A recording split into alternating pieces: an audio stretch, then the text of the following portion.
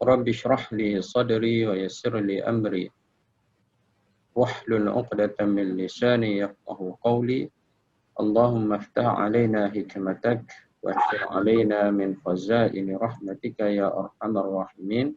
Wala haula wala quwwata illa billahil aliyyil azim. InsyaAllah pada pagi ini kita sambung ayat 15 surah Al-An'am. Allah Subhanahu wa taala berfirman, "Qul inni akhafu in asaitu rabbi 'adzaba yaumin 'adzim." Dan ayat 16 Allah taala berfirman, "Man yusraf anhu yawma idzin faqad rahimah wa dzalikal fawzul mubin."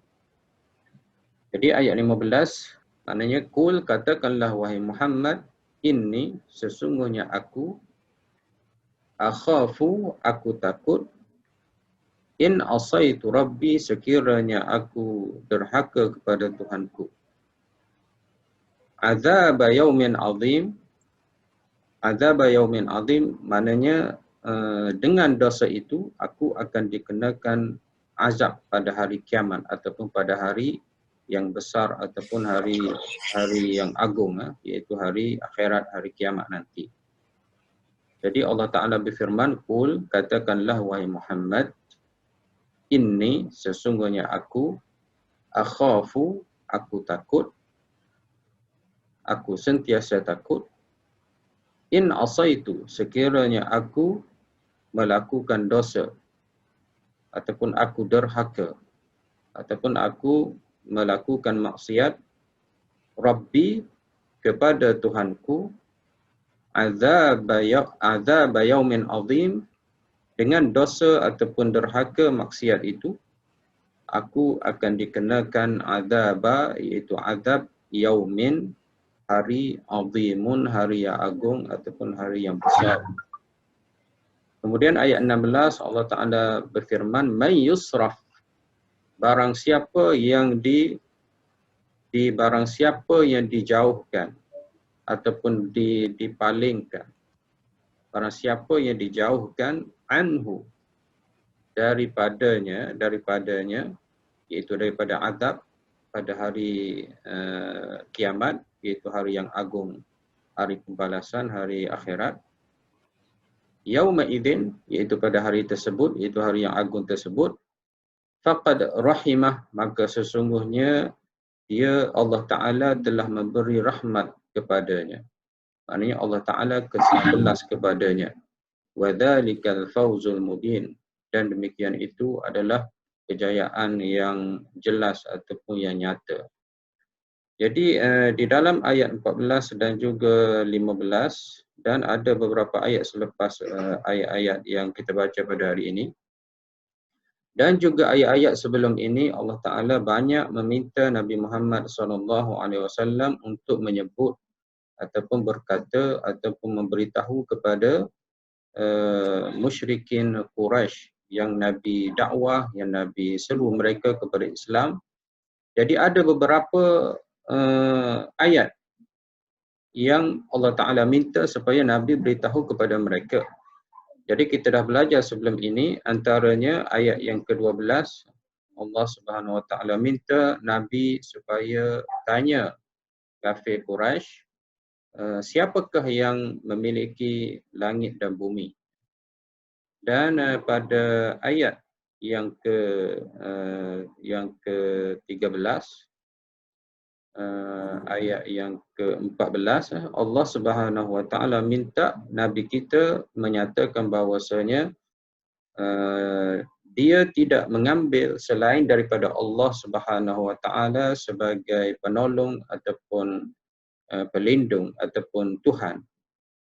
Pada ayat yang sama Allah Ta'ala juga minta Nabi Muhammad beritahu kafir Quraisy bahawasanya Nabi diminta untuk menjadi orang yang pertama aslam, iaitu orang yang pertama memeluk agama Islam, orang yang pertama yang menyerah diri kepada Allah Subhanahu Wa Ta'ala dan tidak menjadi orang-orang yang syirik kepada Allah Subhanahu Wa Ta'ala.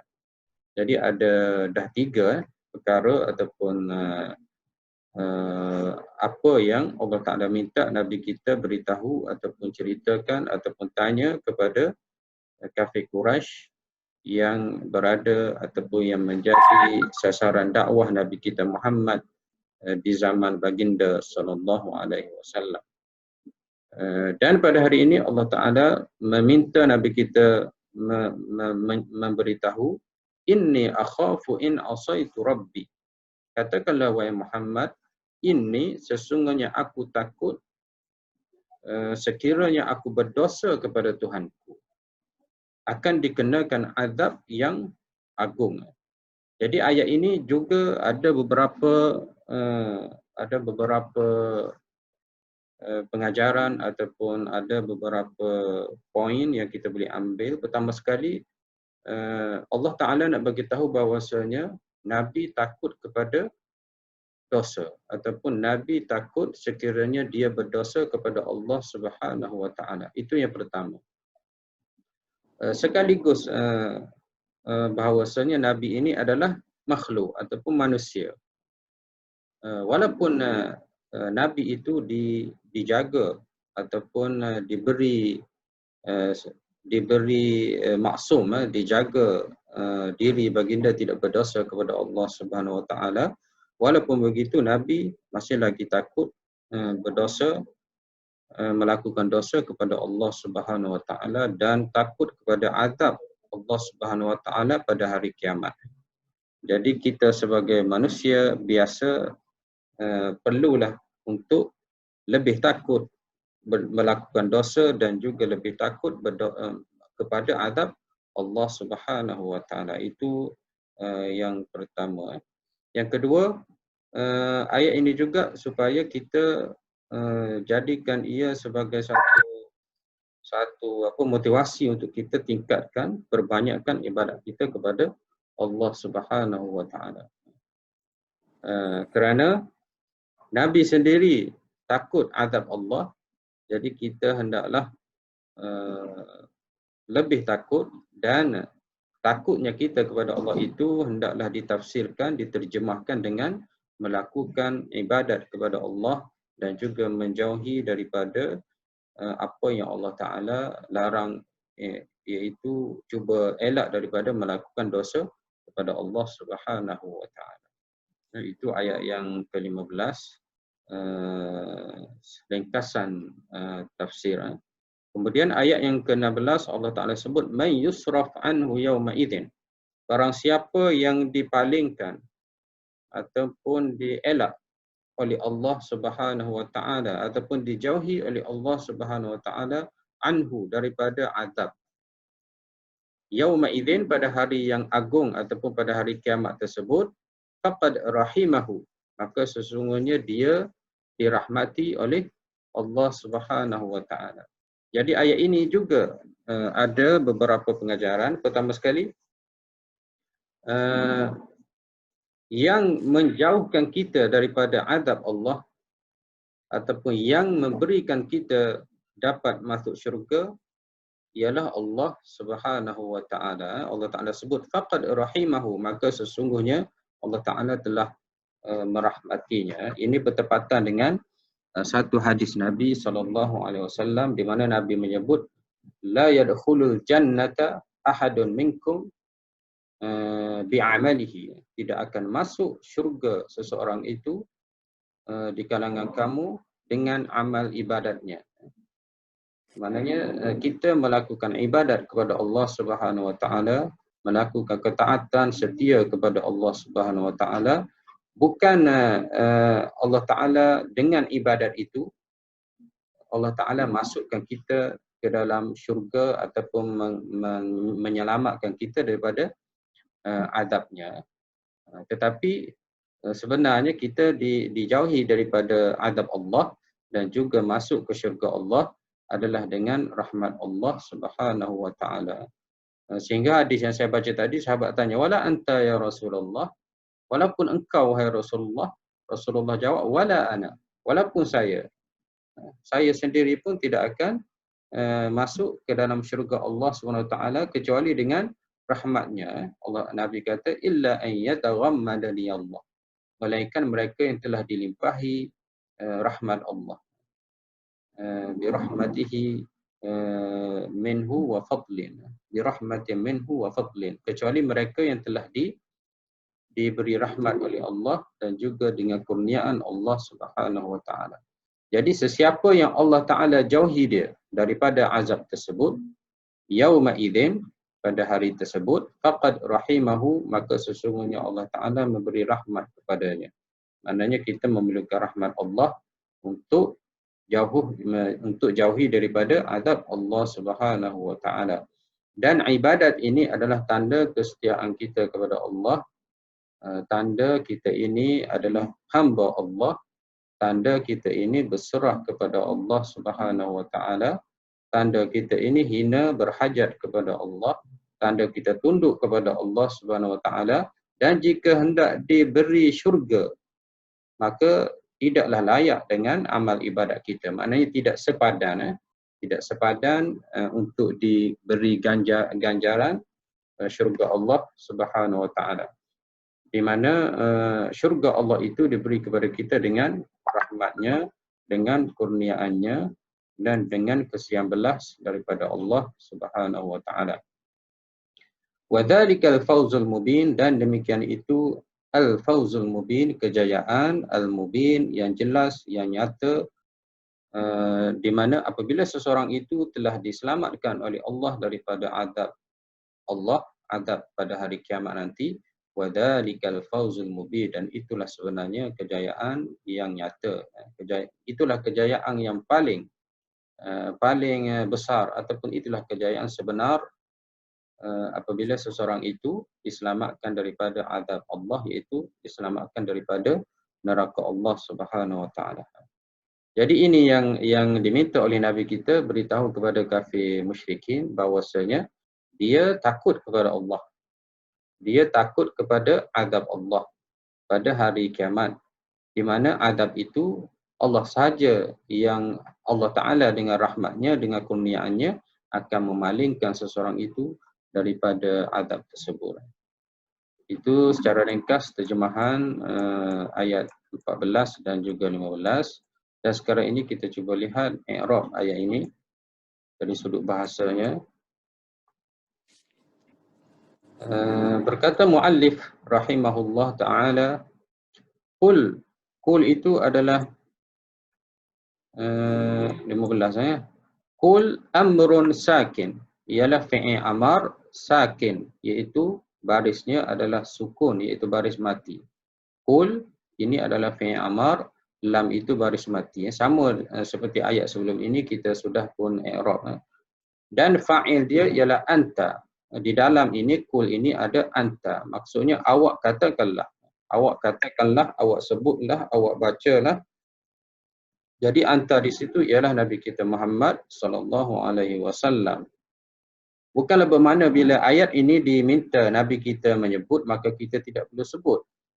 Maknanya ini ayat ini Allah Taala minta Nabi, jadi kita tak perlulah sebut kerana Nabi yang diminta sebut. Tidaklah bermakna ayat ini khas untuk Nabi kita sahaja. Tetapi ayat ini juga adalah untuk kita selaku umat Nabi Muhammad sallallahu alaihi wasallam.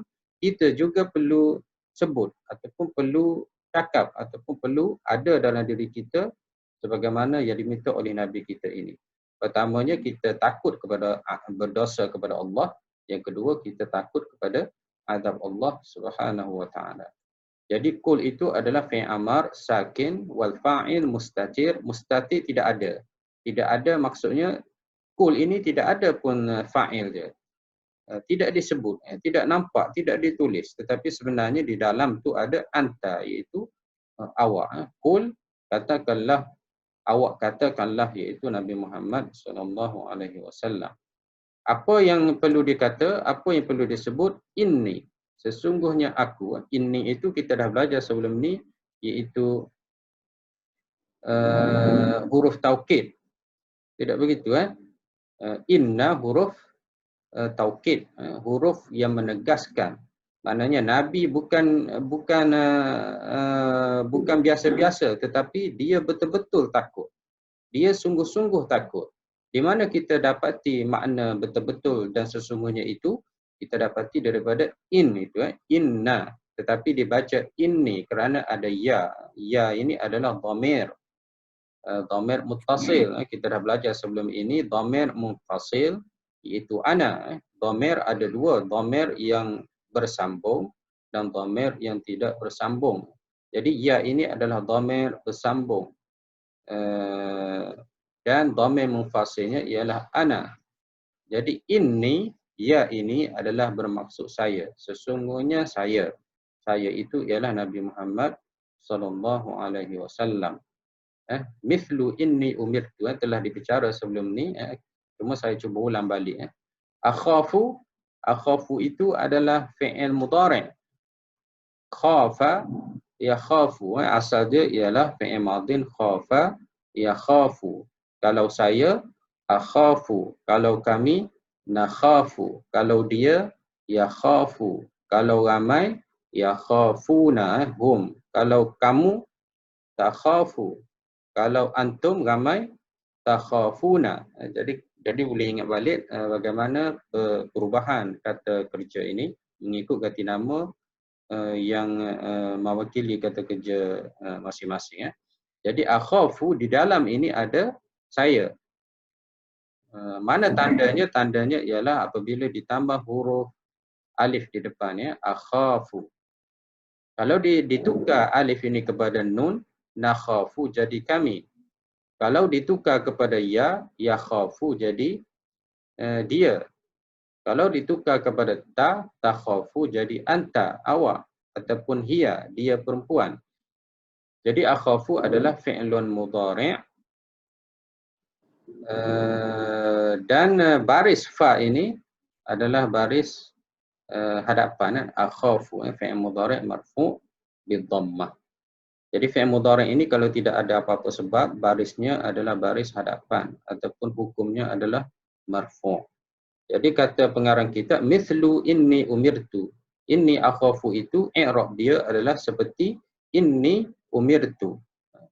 Seperti sebelum ini seperti i'rab dia seperti sebelum ini yang kita telah pun pelajari. Wal fa'il, dan fa'il dia ialah ana. Fa'il dia adalah saya yang ada di dalam akhafu iaitu huruf alif ini. Nama apa akhafu ini? Ini adalah fi'il mudhari' dan fi'il madhi dia ialah khafa. Fi'il madhi dia adalah khafa. Okay, kejap saya cuba tulis kat sini.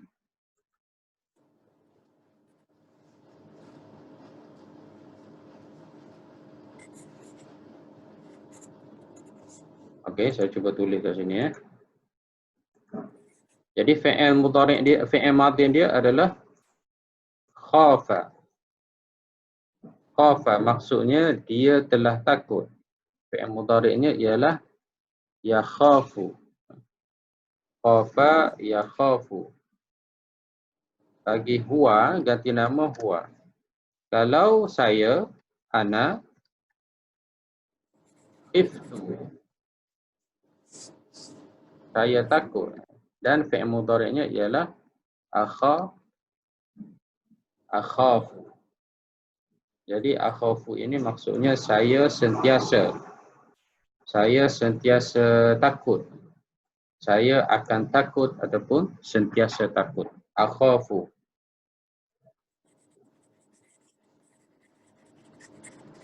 Jadi khafa adalah fi'il mudhari'. Dan dia bagi ganti nama saya. Fa'il di dalamnya, pelaku di dalamnya ialah saya. Maknanya siapa yang takut? Yang takutnya ialah saya. Kemudian in adalah Allah Ta'ala sebut inni akhafu in asaitu. In itu adalah syartiyah jazimah. Maknanya in itu adalah merupakan kata syarat dan dia menjazamkan fi'il selepasnya. In ini adalah memberi makna syarat. Apa itu syarat? Syarat itu dia ada dua ayat sebenarnya. Contoh saya bagi tahu. Tajtahid. Tajtahid maksudnya awak rajin. Awak rajin. Satu ayat, satu jumlah. Tanjah. Tanjah satu ayat. Tanjahu. Jadi tajtahid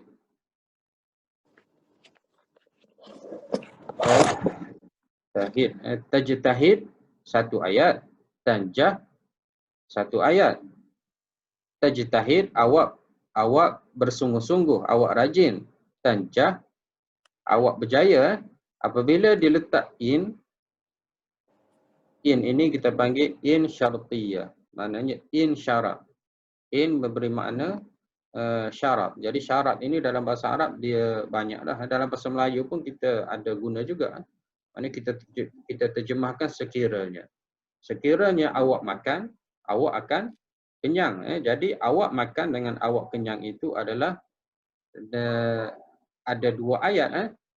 Tapi kenyang itu dengan syarat makan. Kalau tak makan tak kenyang. Itu maksudnya syarat. Jadi di dalam ayat ini pun begitu juga. Inni akhafu in asaitu adzab yaumin adzim. Jadi saya letak di sini ayat contoh di sini in sekiranya tajtahid. Jadi tajtahid ini perlu dijazamkan, perlu dimatikan. Begitu juga jawab syarat ini juga perlu dijazamkan, perlu dimatikan. In tajtahid tanjah. Sekiranya kamu bersungguh-sungguh, kamu akan berjaya. Jadi tajtahid itu adalah fi'il syarat, perbuatan syarat, iaitu kamu rajin. Dan tanjah itu kita panggil jawab syarat, iaitu apa hasilnya. Seandainya kamu menepati ataupun mengikuti syarat yang disyaratkan, iaitu kamu bersungguh-sungguh, maka hasilnya kamu akan dapat ialah kejayaan. Jadi ini kita panggil in syartiyah. Di dalam ayat ini pun begitu. Sekiranya aku berdosa, maka aku akan diazab oleh Allah Subhanahu wa taala. Jadi azab itu dengan syaratnya kita berdosa. Kalau kita tidak berdosa, maka kita tidak dikenakan azab oleh Allah Subhanahu wa taala. Jadi in syartiyah jazimah. Jazimah, apa maksud jazimah? Jazimah hukumnya ialah majzum. Hukumnya ialah majzum. Hukum dia majzum. Majzum tu kita baca tajtahid. Kita letak baris mati. Asalnya ialah baris hadapan. Asalnya baris hadapan. Tetapi kita letak tajtahid. Kenapa kita letak tajtahid? Dal itu kita bariskan dengan baris mati. Kerana in ada in. In itu adalah jazimah. Dia menjazamkan fi'il mudhari' yang ada selepasnya. Itu kalau fi'il mudhari' lah. Kalau fi'il madhi dia tak boleh jazam lah. Begitu juga in ini juga dia menjazamkan jawab dia. Tanjah tadi. Tanjahu ini pun saya jazamkan. Asalnya tanjahu tetapi saya letak baris mati. Kenapa saya letak baris mati? Kerana in jazimah. Kerana in itu sifatnya, fungsinya ialah menjazamkan fi'il mudhari' yang berada selepasnya, in tajtahid tanjah. Tapi kalau ada fi'il madhi, contohnya dalam ayat in asaitu rabbi adzaba yaumin adzim. Sebagaimana yang Allah Ta'ala sebut ini, in asaitu ini adalah fi'il madhi. Apabila fi'il madhi, dia tak boleh jazam. Sebab fi'il madhi ni dia mabni. Baris dia sentiasa tak berubah, mabni. Contohnya kalau asaitu mabniyun 'ala sukun. Mungkin kita akan ada satu slot nanti berkenaan dengan perkataan Arab ini. Dia ada mabni, dia ada mu'rab, dia ada mabni. Mu'rab ini adalah setiap perkataan yang boleh berubah di akhirnya. Jadi fi'il mudhari' ini kadang-kadang kita baca baris hadapan. Kadang-kadang boleh juga kita baca baris mati jika ada sebab. Kadang-kadang kita juga boleh baca baris atas. Jadi perubahan baris huruf akhir pada fi'il mudhari' ini boleh baca tajtahida, boleh baca tajtahidu, boleh baca tajtahid. Ini kita panggil mu'rab. Kita panggil mu'rab. Adapun fi'il madhi dia bukan jenis mu'rab. Jadi dia adalah mabni. Mabni ini adalah dia tidak berubah. Jadi bagi fi'il madhi adalah mabni dan juga fi'il amar. Jadi fi'il yang mabni ialah fi'lun madhi campur dengan fi'il amrin, dan juga satu lagi yang mabni ialah fi'il mudhari'. Fi'il mudhari' apabila bersambung dengan nun niswah, niswah, dan juga nun taukid yang kita belajar sebelum ni. Kita dah belajar nun taukid. Jadi jika fi'il mudhari' ada di belakangnya nun niswah ataupun nun taukid, maka dia juga mabni. Contohnya saya bagi contoh, yadhhabna.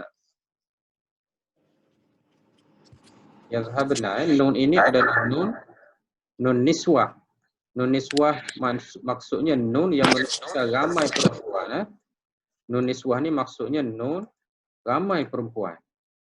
Dan nun taukid contohnya yadhhabanna.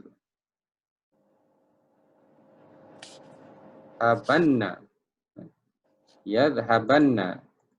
Asalnya yadhhabu, tapi saya tambah selepas itu dengan nun taukid. Yadhhabanna.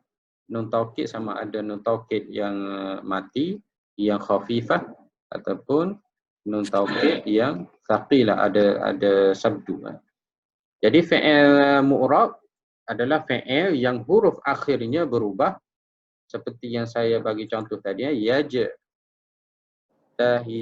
boleh baca du, ataupun yajtahida boleh baca da, ataupun yajtahid boleh baca mati.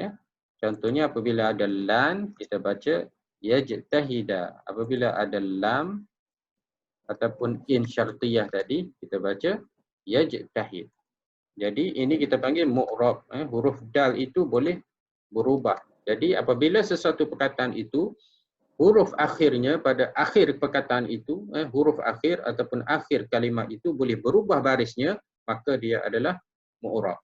Dan satu bentuk lagi iaitu mabni, dia tidak boleh berubah, dia kekal, dia tetap, iaitu fi'il madhi, fi'il amar dan juga fi'il mudhari' jika bersambung dengan nun niswah. Contohnya kunna, yadhhabna, ataupun antunna. Satu lagi antunna, adhhabna. Dua fi'il ini juga mabni kerana dia bersambung dengan nun niswah. Dan satu lagi apabila fi'il mudhari' bersambung dengan nun taukid, sama ada nun taukid yang ada yang khafifah, iaitu tidak ada sabdu, ataupun yang thaqilah yang ada sabdu. Jadi in asaitu asaitu ini adalah fi'il madhi. Jadi dia tidak ada jazam lah. Mana akan di i'rab fi mahalli jazam. Isim fi'il syarat. Jadi asaitu ini adalah fi'il syarat. Fi'il syarat. Apa fi'il syaratnya? Ialah aku berdosa kepada Tuhanku. Aku berdosa kepada Tuhanku. Apa jawab syaratnya? Jawab syaratnya ialah di sini dia tidak sebutlah, tapi kalau kita boleh takdir, nanti kita akan baca kitab nanti. Maknanya seandainya aku berdosa kepada Tuhanku, maka aku akan ditimpa azab pada hari yang agung ataupun hari kiamat. Maknanya Allah Ta'ala di sini ataupun Nabi kita di sini diminta oleh Allah Ta'ala menyebut sekiranya aku berdosa kepada Tuhanku, maka aku dikenakan azab pada hari akhirat nanti.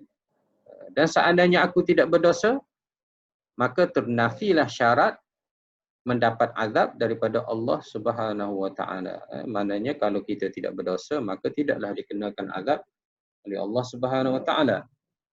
Jadi dosa itu adalah penyebab ataupun yang memberi akibatnya ialah ada Allah Subhanahu wa taala. Jelas kat situ. Kalau ada soalan boleh tanya. Jadi kita belajar sekarang ini in syartiyah jazimah. In syartiyah jazimah. In itu adalah merupakan kata syarat, adat syarat, iaitu yang menunjukkan syarat. Syarat ini yang sebagaimana yang saya telah beritahu, dia mengandungi 2 ayat sebenarnya. Pertama, tajtahidu, dalam contoh. Kedua, tanjah, awak rajin, awak berjaya. Jadi kalau kita ceraikan ayat ini, maka satu ayat sajalah awak rajin. Tapi apabila dia ada syarat, perlu kepada 2 ayat. Kerana syarat ini adalah perlu kepada fi'il dan perlu kepada jawab. Ataupun dalam bahasa Melayu, perlu kepada perbuatan dan juga perlu kepada hasilnya apa. Contohnya saya beritahu, awak makan, sekiranya awak makan, awak kenyang. Sekiranya awak hadir, maka awak akan dapat. Jadi syarat dia hadir ataupun makan, maka dapatlah ataupun terhasillah kepada kenyang ataupun dapat tadi. Jadi in syartiyah jazimah. Jazimah ialah baris akhirnya ialah baris mati. Tajtahid ataupun tanjah. Okey, ada soalan? Kalau ada nak tanya boleh sebelum kita teruskan kepada huraian ataupun i'rab seterusnya. Jadi kita sampai ke sini tadi in syartiyah jazimah. Tak ada soalan Maknanya lebih kuranglah orang Melayu pun sama juga ada menggunakan syarat ini. Orang Melayu dia guna sekiranya. Tapi orang Arab dia banyak lagi kata dia. Ada in, ada law, ada kaifama, ada haithuma. Ada banyak ada syarat ini banyak di dalam bahasa Arab. Kalau bahasa Melayu kita ada sekiranya. Jadi in syartiyah jazimah, asa itu adalah fi'il madin sakin. Fi'il madin sakin. Maknanya fi'il madin. Ustaz nak tanya. Ya, sila biasa kita guna, Ustaz boleh tanya? Sila ya. Biasa kita guna sakanun dekat situ untuk mati. Sama ke dengan jazimun ni tadi? Oh ya. Jazam itu hukum dia, sakin itu tanda dia. Oh okey. Maknanya kita boleh katakan hukum perkataan tajtahid itu adalah jazam ataupun majzum. Kenapa dia jazam majzum? Kerana ada in. Apa tandanya? Tandanya ialah sakin. Sakin itu baris mati. Baris mati. Sama juga dengan asai. Asai ini adalah fi'il madin sakin. Sakinnya pada ya itu baris mati. Asai. Kerana kita dah belajar sebelum ni fi'il madin ni mabni. Mabni. Jadi kalau kita nak i'rab, asai itu adalah fi'lun madin mabniyun 'ala sukun. Dia tidak ada hukum lah, tidak ada majzum, tidak ada apa lagi marfu', tidak ada mansub. Dia terus saja i'rab dia mabni. Mabni maknanya tidak berubah, dia asaitu, asaita, asau. Dia adalah mabniyun 'ala sukun. Maknanya barisnya adalah kekal, tetap, iaitu baris mati. Fi mahalli jazam. Fi mahalli ini maksudnya kedudukan asalnya asa itu adalah jazam kerana ada in. Fi mahalli dalam kedudukan asa itu adalah hukumnya jazam. Maknanya kalau dia fi'il mudhari' maka jazamlah dia. Tetapi oleh kerana dia fi'il madin maka dia tidak boleh dijazamkan. Dia tidak boleh diletak baris mati. Baris mati ataupun dihukum majzum. Jadi walaupun dia baris mati asai ini dia adalah mabni fi'il madin. Dia bukan jazam fi'il mudhari'. Kalau fi'il mudhari' maka dia bolehlah dijazamkan. Fi mahalli jazam fi'il syarat. Dia dalam kedudukan jazam iaitu kerana dia adalah fi'il bagi huruf syarat in itu. Kemudian tu fa'il. Maknanya siapa yang berdosa? Aku. Aku yang berdosa, iaitu Nabi Muhammad SAW, aku takut diri aku berdosa, melakukan dosa. Walaupun Nabi Muhammad itu adalah dipelihara, Allah Ta'ala sebut, wallahu ya'simuka minan nas. Allah Ta'ala jaga kamu daripada manusia. Dan juga adalah Nabi itu adalah maksum. Nabi itu adalah terpelihara daripada melakukan dosa. Pun begitu, Nabi diminta untuk beritahu kepada umatnya dan kafir Quraisy pada masa itu bahawasanya Nabi takut berdosa kepada Allah Subhanahu Wa Taala. Jadi itu fa'il. Rabbi asalnya Rabba, tapi disebut Rabbi, asaitu Rabbi kerana ada ya dhamir. Maf'ulun bih. Rabba itu, Rabbi itu adalah maf'ulun bih. Maknanya engkau takut berdosa kepada siapa? Iaitu kepada Tuhan engkau. Dan diguna Rabb dengan erti kata bahawasanya Rabb itu Tuhan yang mencipta.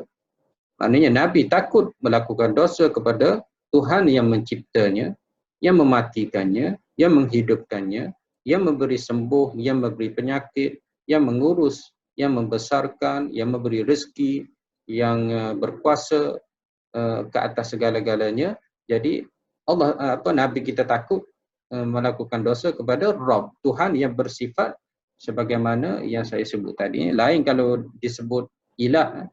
Ilah itu adalah Tuhan yang berhak disembah. Tetapi apabila disebut Rabb, itu Tuhan yang mencipta Nabi. Tuhan yang mencipta Nabi itu, Nabi takut untuk lakukan dosa kepadanya. Jadi Rabb itu adalah maf'ulun bih. Kemudian mansubun bil fathatil muqaddarah, maknanya dia adalah Rabba. Dia adalah Rabba, mansub, tetapi tidak boleh diletak baris atas itu. Kerana ada ya. Kerana ada ya, tak boleh kita sebut Rabbai, tak boleh disebut Rabbi. Kerana ada ya, maka ba itu diletak dengan baris bawah. Itu dipanggil fathatil muqaddarah. Maknanya baris atas yang ditakdirkan dia ada, tetapi dia tidak dapat dinyatakan, disebutkan. Ada banyak sebab kenapa baris itu tidak boleh dia hanya ditakdirkan. Ada li ta'adzur, li munasabah harakah baris. Jadi ya itu adalah sesuai barisnya dengan baris bawah. Jadi disebut Rabbi. Jadi hukumnya masuk dengan baris atas yang ditakdirkan ada sebelum ya, Rabba, tetapi tidak dinyatakan kerana ada ya. Kemudian ya Rabbi itu adalah mudhafun ilaih. Azaba maf'ulun bihi li akhafu. Akhafu azaba. Azaba ini dibaca baris atas kerana dia adalah maf'ulun bih. Li akhafu. Jadi apabila kita sebut akhafu, aku takut. Jadi Nabi itu takut kepada apa? Takut kepada azab. Azaba yaumin mudhafun ilaih. Mudhaf ini kita dah huraikan sebelum ini, iaitu kata yang disandarkan antara satu sama lain. Azaba yaumin mudhafun ilaih, dan dia baris bawah. Azimin itu adalah na'at kepada yaum. Na'at itu adalah sifat kepada hari. Maknanya hari kiamat ini adalah hari yang sifatnya ialah besar, agung, hebat. Iaitu hari yang agung, hari yang besar, iaitu hari kiamat ataupun hari pembalasan. Jadi itu yang Nabi kita Muhammad SAW takut. Jadi selesailah ayat di sini. Selepas ini dia hurai ayat ni lebih kurang. Dan pengarah ni bagi tahu ayatnya ialah in asaitu rabbina lanil adab. Ada jawab syarat yang telah tidak dinyatakan oleh Allah Ta'ala dalam ayat ini.